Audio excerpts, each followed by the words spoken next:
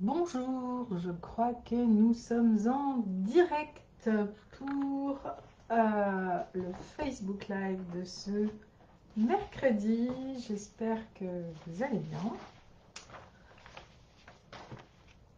Et nous parlons aujourd'hui,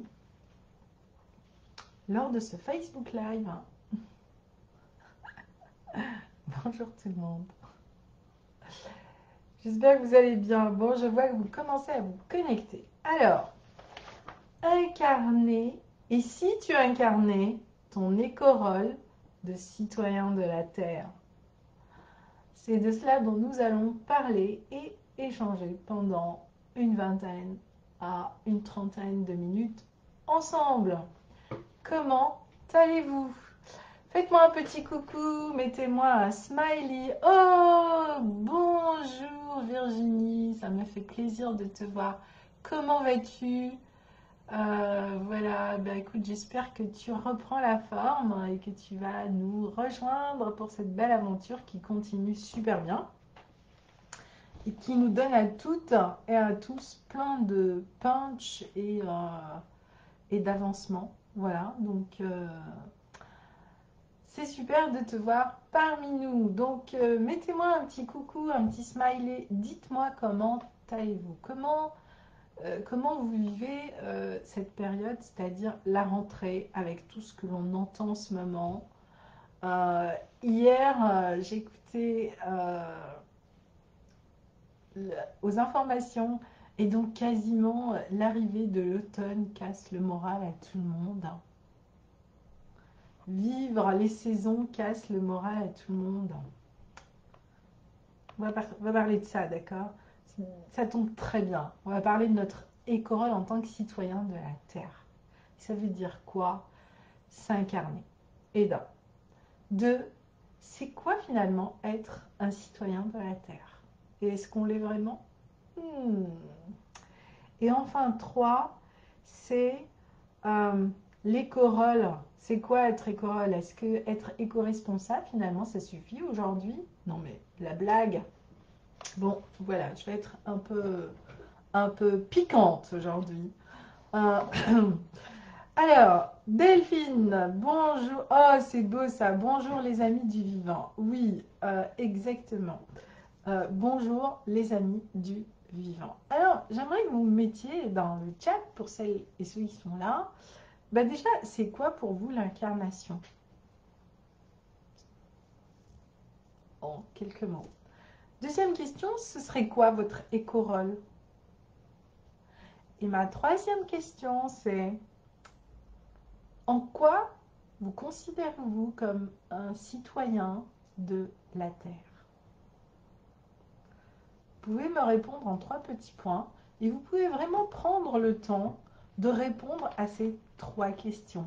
Voilà, après ce live. Parce que ces trois questions, elles sont cruciales. Et je dirais que ces trois questions, c'est un peu ce qui se joue en même temps, en ce moment.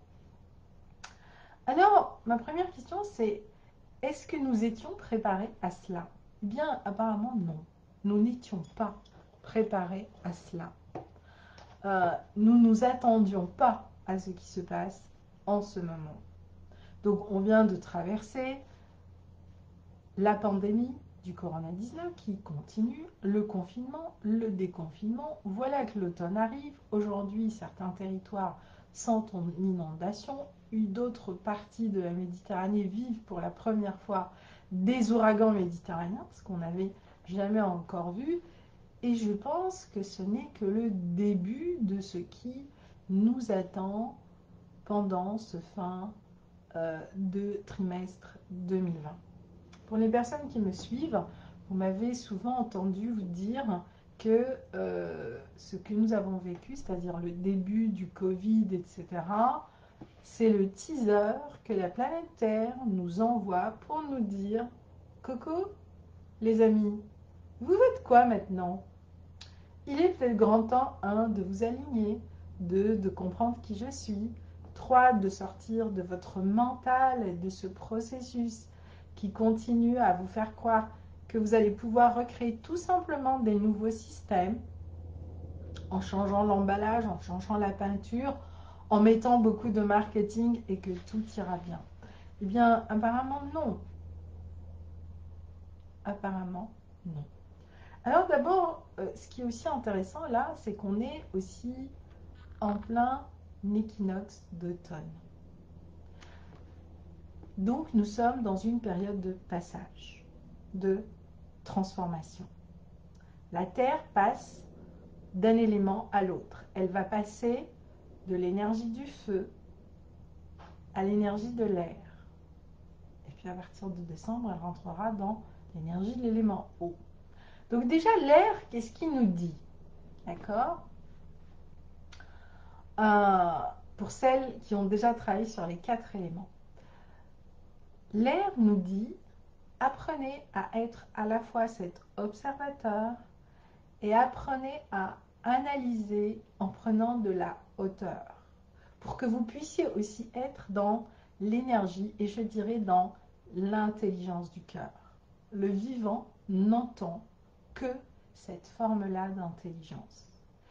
Et l'intelligence du cœur, en lien avec la nature, en lien avec le vivant, bien je peux vous dire qu'elle est extrêmement différente de ce que nous imaginons de cette relation d'amour qu'on peut avoir avec la nature.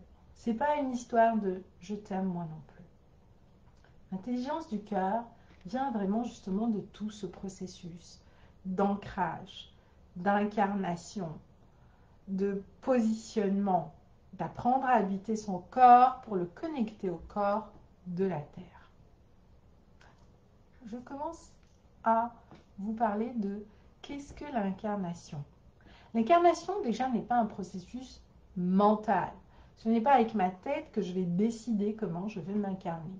L'incarnation, eh bien, elle est en lien avec votre mission de vie d'une part, et notre mission de vie, eh bien, elle est aussi en lien avec notre mission d'âme. Qu'on veuille ou pas entendre parler de cela, c'est une réalité. Nous ne sommes pas qu'un corps physique. Il y a en nous une énergie, il y a en nous une conscience qui est en lien avec une part de nous qui nous dépasse et qui est notre âme, a-t-on dit. Et cette partie-là de nous est la meilleure partie parce que c'est celle qui est connectée à la nature, au vivant, à ce qui est organique. Rappelez-vous, la Terre n'a ni mental ni ego. Et à chaque fois qu'on s'adresse à elle dans ces deux dimensions, c'est-à-dire 99,9% du temps, c'est comme ça qu'on s'adresse à la Terre, avec des états peut-être d'esprit différents, mais énergétiquement c'est ça, elle n'entend pas, elle ne comprend pas. En revanche, en ce moment, elle entend notre colère, elle entend nos peurs, elle entend toutes nos guéguerres, elle entend parce que là, il y a de l'émotionnel. Il y a de la combativité, il y a de la souffrance. Et donc, vous pouvez être sûr qu'elle va nous les renvoyer parce que c'est ce que nous créons. Et elle va nous les renvoyer, comment?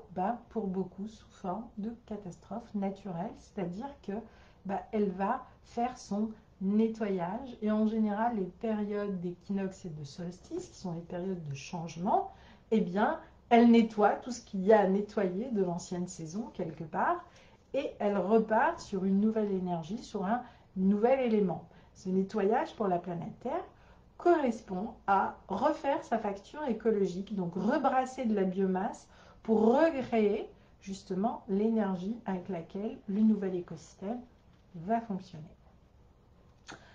Dans cette posture d'incarnation, on a deux options. Surfer sur la vague ou sous la vague. Pour l'instant, on est beaucoup sous la vague parce que on n'a pas encore vraiment compris de quoi il s'agissait. Et ce que l'on entend au quotidien, je dirais, c'est les 2% au-dessus. Et tout le monde est là-dessus. Dois-je porter le masque? Dois-je ne pas porter le masque? Les distanciations. Voilà. Comment va se passer l'économie? Enfin, bref, toutes ces discussions qui ne font que amener une énergie négative et créer de la distanciation. C'est comme si il ne suffisait pas la distanciation en lien avec la maladie pour nous protéger, pour protéger les autres déjà, si la vie de chacun n'a pas de valeur, eh bien, là, on est vraiment en train de créer de la distanciation par tous ces dialogues qui ne sont pas constructeurs, qui ne nous amènent pas à apporter des vraies solutions. Votre écorole. Et là, je m'adresse vraiment au colibri. C'est important que vous repositionnez votre écorole par rapport à ça, pour que vous deveniez la solution de tout ce qui se joue en ce moment, mais une vraie, une nouvelle solution. Pas juste une solution où on change l'emballage, parce que ça ne suffit pas. Être éco-responsable, ça ne suffit pas. Et la planète commence à peine à se réveiller, à devenir éco-responsable, à accentuer les packaging éco, à choisir de l'alimentation plus saine, etc.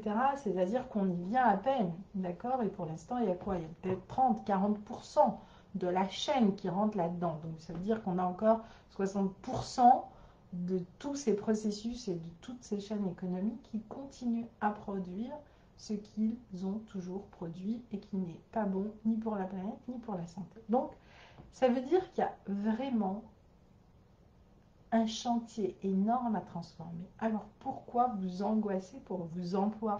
Posez-vous, travaillez sur votre projet et regardez quelle est la meilleure part de vous que vous allez pouvoir apporter pour répondre aux 70% de ceux qui sont aujourd'hui à la recherche de nouvelles solutions et pour qui l'urgence de la crise met en place une urgence économique. Aujourd'hui, ils n'ont plus le choix, ils vont devoir changer.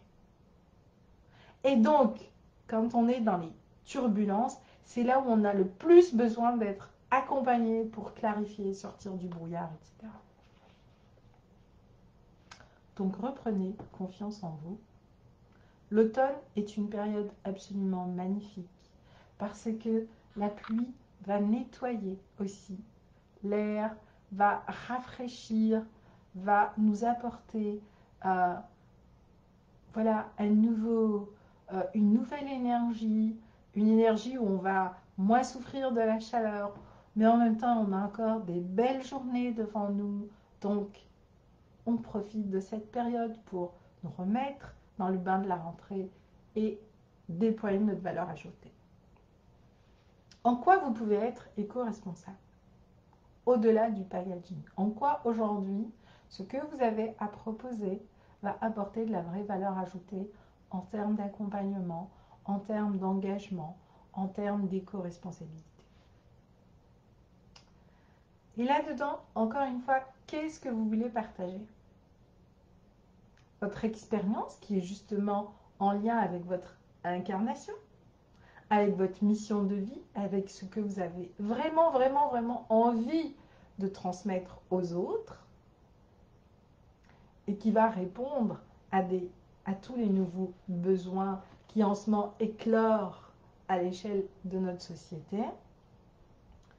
Et du coup, est-ce que vous emmenez cette expérience ou est-ce que vous emmenez de la connaissance? Aujourd'hui, dans ce que je vois tous les jours, les gens continuent à partager de la connaissance. C'est bien. Voilà, on intellectualise et on mature toute cette partie intellectuelle de nous. Mais aujourd'hui, si on veut accélérer les processus, il faut essentiellement ancrer ce que nous apportons sur de l'expérientiel, sur la transformation de l'intérieur vers l'extérieur, basée sur une expérience émotionnelle, c'est-à-dire une expérience qui va faire grandir notre écosystème intérieur, qui va faire grandir notre énergie, notre vibration vers ce vers quoi on veut tendre. Et qu'est-ce qui se passe quand on se connecte là-dessus? Eh bien, extraordinairement, sur cette chaîne-là, on est connecté à ce vers quoi va la planète. Et tout s'accélère. D'ailleurs, tout va s'accélérer dans le mauvais comme dans le bon sens. Parce que d'un coup, eh bien, on se connecte à là où la planète est en train d'aller et ce vers quoi elle tend elle-même dans son évolution. Dans l'évolution des écosystèmes, dans la régénération des écosystèmes et qui passe par la régénération de notre être, donc en acceptant notre incarnation, en acceptant cette situation, en revenant à des solutions beaucoup plus essentielles. Et aujourd'hui, plus que jamais, revenir à l'essentiel est important, que ce soit dans notre mode de consommation, dans notre mode de vie, dans notre mode de pensée, dans notre mode de vibrer. Et plus on va revenir vers l'essentiel, plus on va trouver un joyau à l'intérieur qui va nous connecter à cette nouvelle situation. Et je peux vous dire que là, il se passe des choses vraiment intéressantes. Donc, pas de panique, restons zen. Et en même temps, j'ai envie de dire, aujourd'hui, quand on regarde ce vers quoi nous ramène cette période post-Covid, elle nous ramène à plein de bon sens. Elle nous ramène à manger beaucoup plus sain, elle nous ramène à consommer local, elle nous ramène à acheter français. Oui, c'est beaucoup plus cher, mais on fait travailler notre économie. Donc, tout ça, c'est le cercle vertueux. On pourra faire tout un live là-dessus. Mais le cercle vertueux, il est très important. Il est clair que pendant des années, on a choisi beaucoup de produits qui n'étaient pas chers, qui venaient de Chine, qui venaient d'Asie, etc. Certes, ok. Mais tout ça, aujourd'hui, eh ben, c'est tout ça qu'on est en train de payer. C'est ce coût-là qu'on est en train de payer. Donc si aujourd'hui on veut qu'il y ait moins de chômage, qu'il y ait plus d'emplois, etc., eh bien je crois qu'il faut revenir de plus en plus au circuit court, au local.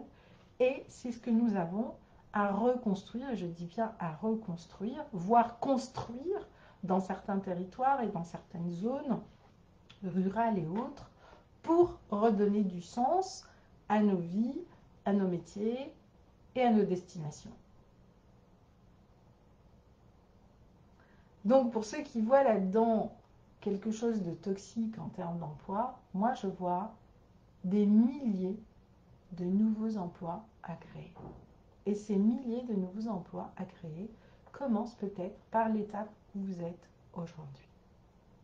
Donc, aujourd'hui, je vous invite vraiment à avoir un autre regard sur ce que vous faites, sur là où vous êtes, sur vos acquis. Et d'ouvrir une porte vers quelque chose que vous ne connaissez pas, mais qui est là en co-construction. Et dans laquelle vous allez amener votre écorole. Et dans laquelle vous allez oser vous incarner. Et oui, le processus d'incarnation est plein d'incertitudes, et plein de questionnements, et plein de lendemains que l'on ne connaît pas. Mais en revanche, il y a une chose que l'on peut faire, c'est de se préparer à demain, d'anticiper, de créer les bases et de devenir un master de ces bases.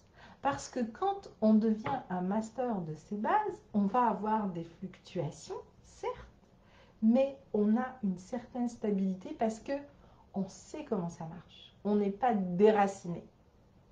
On sait comment on va pouvoir reconstruire et on sait comment on va repartir petit à petit. On sait aussi revenir à l'essentiel.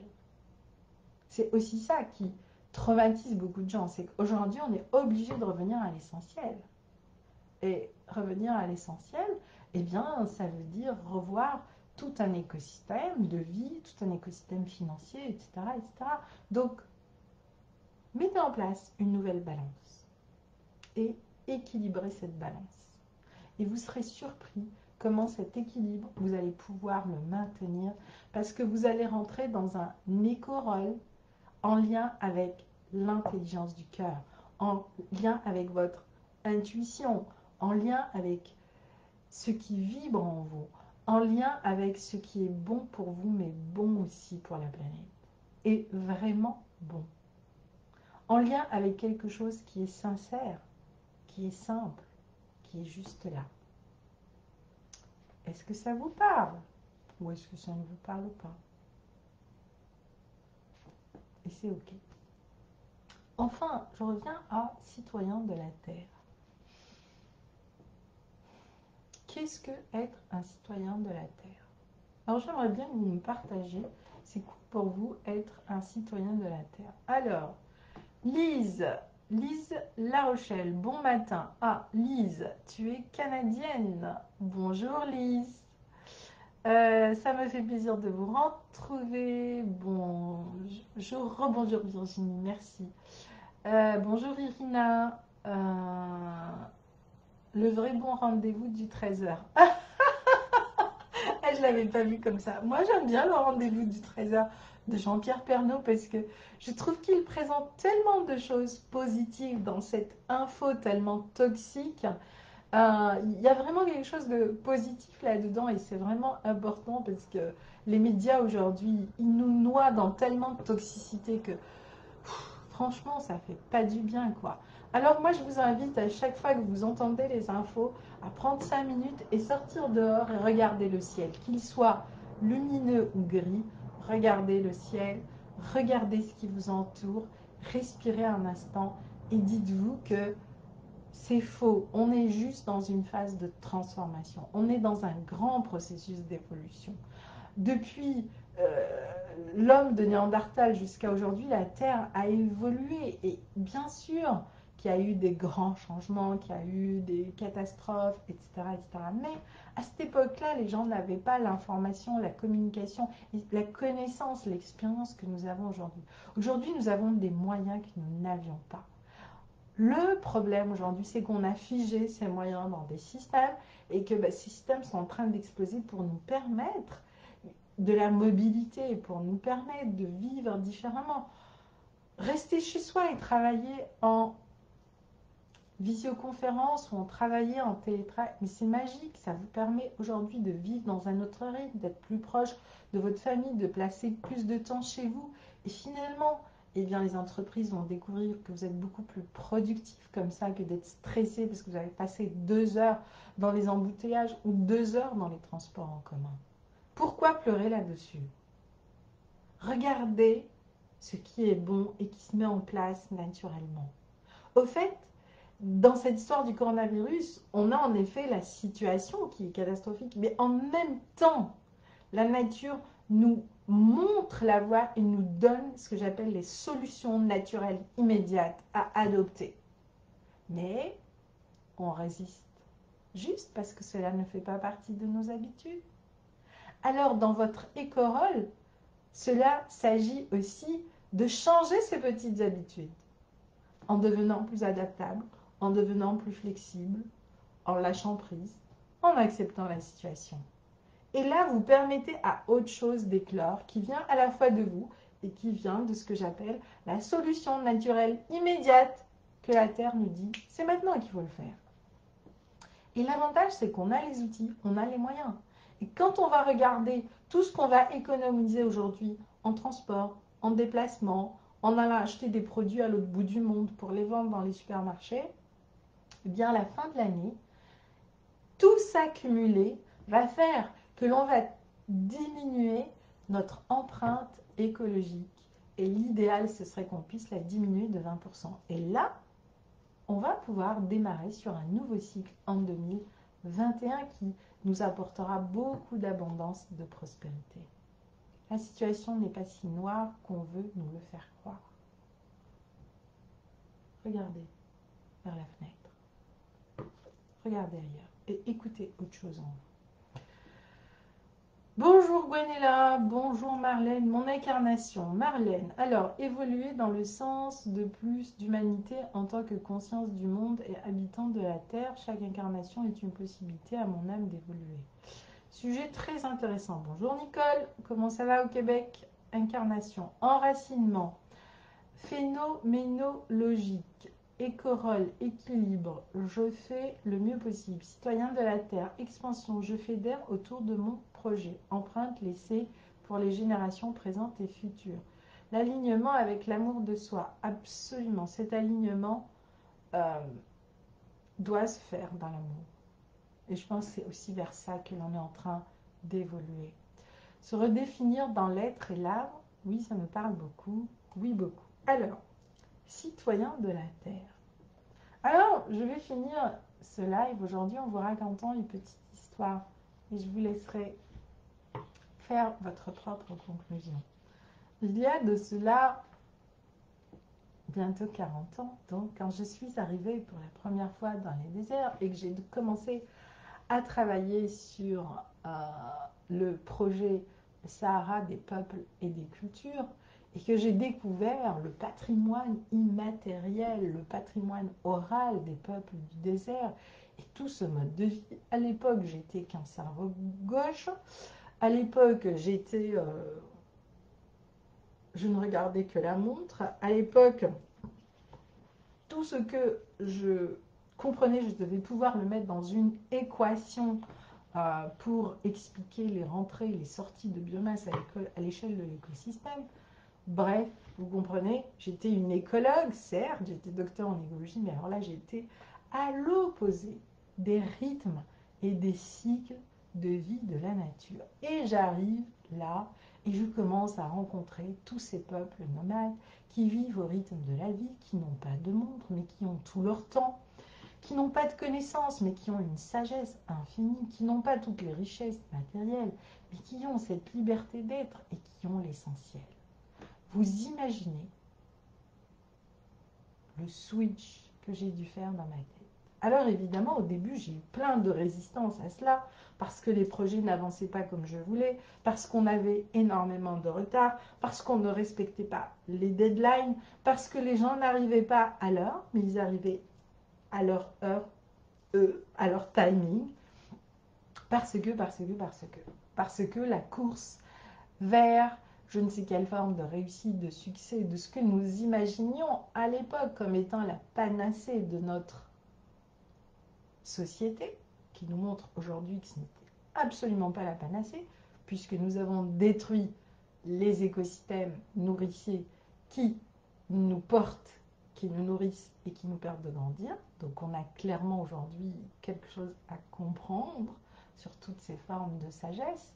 Et pourtant aujourd'hui avec la crise, il y en a plein qui disent « Ouh là là, il faut continuer, il faut engranger, il faut… » Je crois qu'il faut vraiment, vraiment changer. Vraiment. Et ça va passer par se poser un petit instant et prendre le temps de se remettre en question, revoir son écosystème, travailler sa copie, quoi. Donc c'est ce que j'ai fait. Je me suis posée, j'ai appris à me taire, à écouter plus qu'à ne parler. Et j'ai observé. Parce qu'il se dégageait de ce que ces personnes m'apportaient comme expérience, un état d'être auquel je n'étais absolument pas habituée. Mais je sentais bien que dans cet état d'être, ça me nourrissait différemment. Et j'ai appris à marcher. Et j'ai appris à m'ancrer. Et j'ai appris à marcher en étant silencieuse. Alors qu'avant, je marchais en parlant parce qu'il fallait parler de ça, parce qu'il y avait encore ce truc, parce que j'avais oublié ce machin, etc. Et aujourd'hui, quand je regarde les gens en randonnée, c'est comme ça qu'ils randonnent. Et puis ils vont dire, oh, je me suis ressourcée, je fais une super balade dans la nature aujourd'hui. Ok, qu'est-ce que tu as vu vraiment? Ah, des super beaux paysages. Oh, le coucher du soleil, il était à tomber par terre. L'as-tu vraiment vu? Ah non, j'ai passé plus de temps à le photographier avec mon téléphone qu'à le voir. Ah oui, c'est vrai. J'ai passé un moment dans la nature. Ouais, tu as passé un moment dans la nature. Mais est-ce que tu t'es vraiment connecté à la nature? Est-ce que tu as vu les petits détails? Est-ce que tu as ressenti avec ton ventre, avec tes tripes? Est-ce que tu as été inondé d'émotions? Et finalement, quand tu es là, tu te tais, tu poses ton téléphone et tu as juste envie de vivre cet instant. Alors je vais vous inviter, lors de votre prochaine connexion avec la nature, de poser votre téléphone, d'oublier la photo que vous allez pouvoir publier sur votre Facebook, de prendre 5 minutes et de dire à votre voisin, écoute, tu sais quoi, on va se taire juste 5 minutes. De ne même pas essayer de méditer, juste d'ouvrir ici et de respirer. Et d'accueillir, waouh, juste ça qui vient. Et vous allez voir, vous allez être traversé par quelque chose de complètement différent. Vous allez rentrer dans l'énergie de l'observateur et de l'observation. On a travaillé ça lors du dernier bootcamp. Et le groupe a été extrêmement étonné de découvrir une expérience complètement nouvelle. Vous commencez à faire votre premier pas en tant que citoyen de la Terre. C'est ce que j'ai appris avec les peuples nomades. Et j'ai appris à lâcher tout ça.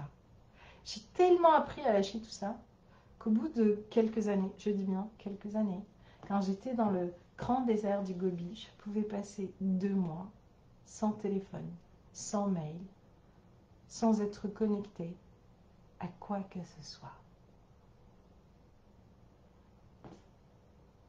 Ma transformation a été totale, radicale. Et pour finir, je vous dirai la phrase qui a aussi changé ma vie. D'ailleurs, je ne porte plus de montre et pourtant je suis toujours à l'heure. Je suis à mon heure. C'est ça qui est intéressant aujourd'hui pour moi. En vivant dans ce monde, parce qu'après, il faut s'adapter aussi à ça. Une fois qu'on a pu acquérir tous ces nouveaux éléments, eh bien, les peuples nomades me disaient toujours, Sabrina, arrête de courir. Tu sais, toi, tu as la montre, mais nous, on a le temps. Et quelqu'un qui a fait découvrir les déserts au monde entier me disait toujours, mon petit, apprends à devenir le maître du temps. Apprenez à devenir le maître de votre temps et vous deviendrez vraiment un citoyen de la Terre, c'est-à-dire un habitant de la planète avec elle et non juste sur elle. Voilà, c'était ça ma pépite d'aujourd'hui et ce que je voulais vous partager. Voilà, c'était le trésor de Sabrina. J'espère que ça vous a plu. Si ça vous a plu, likez, partagez.